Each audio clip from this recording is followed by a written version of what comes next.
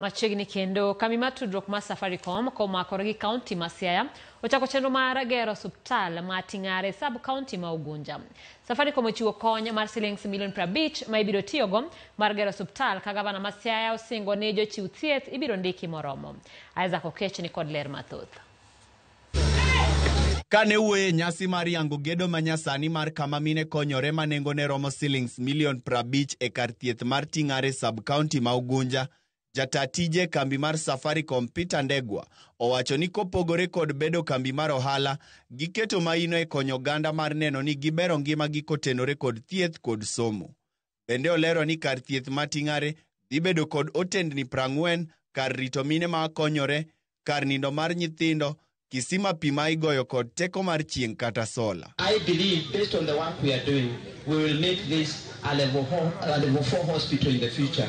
Itakuwa hub ya watu kutoka hapa, hata wengine watakuwa wakitoka upande wa Kakamega, wanakuja hapa. Leo I saw a lady who delivered a child called Consolata. Consolata was telling the mother to call her Consolata M-Pesa, kwa vile M-Pesa ina celebrate 15. Ndego wacho ni Safaricom kod M-Pesa Foundation gie sani osetiyo kod omenda madirom shillings milion 200 e weche mag somo kod thieth e kaunti ma Siaya kende. M-Pesa Foundation na Safaricom Foundation, we have spent 200 million. What? 200 million. 200, yeah? Milioni 200, si ndio?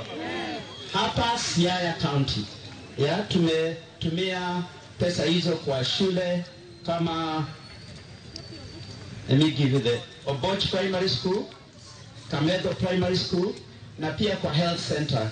Nyangu is under construction, na sasa tumeanza hii, si ndio? Korka kore, Gavana ma Siaya James Orengo puoyo sir ma kaunti osebedo ka yudo kowuok kuom Safaricom Foundation. Orengo wacho ni tok gedo mar kar thieth no rumo, tende biro neno ni oket jochiw thieth ma oromo, ka gigeto chwalo Ting'are rang'iny mar osiptal mar sub-county. Kwa hivyo tutafanya hii kazi vizuri. Wale wataalamu ambao county government inatakiwa walete katika hii ambao tunajenga, tutaleta wataalamu. Lakini msichoke, vile sisi wa health amesema tunataka hii iwe sub-county hospital, level 4 hospital. Jatend migao mar thieth e kaunti ma Siaya Martin Konyango omedo ni kar thieth no ochwal e rang'iny mar level 4 kendo biro konyo jodak ma osebedo ka wuotho kilomita 25 e manyo thieth e osiptal ma Ambira.